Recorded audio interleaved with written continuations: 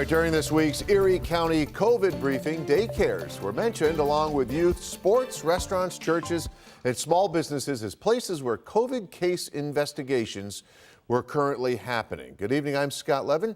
Mary Alice is off tonight. Now that got the interest, certainly, of one of Western New York's child care center owners who wanted us to look into this. Joining us side's Kelly Dudzik got more information from the county today about how child care centers are handling the pandemic.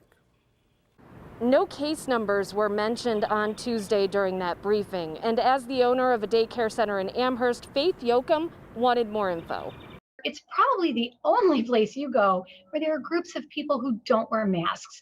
So for the parents who are already struggling with the fact that they need to send their children back to daycare, to put information out there that just says, one of the sources of spread is daycare centers. Like, why is that different now than it was a year ago or even 6 months ago? Faith also has a long waiting list and says it's challenging right now to find new staff members. She says this is on top of it already being tough for parents to find open spots for their kids pre-COVID. I actually had a tour this morning for a family who came, and their business is now starting to come back, and they're also struggling to find employees.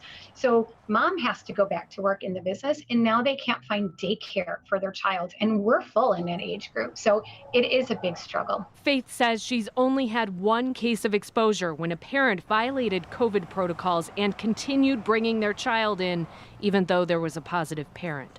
I contacted the Erie County Department of Health for info on how many cases have been traced back to daycares, whether the spread happened at the daycare itself or at home, and if the infected people were children or adults who work there.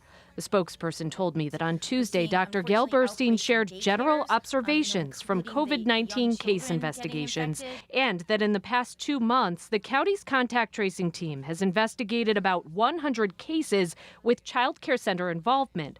In child care centers, she says contact tracing has managed cases of both children and employees. She also said that it's not possible to pinpoint an exact source of infection for many cases, especially with the high rates of community transmission right now. Bottom line, the county health department says don't send your kids to daycare if they're sick, and if anybody in your family has symptoms, get tested. In downtown Buffalo, Kelly Dudzik, Channel 2 News.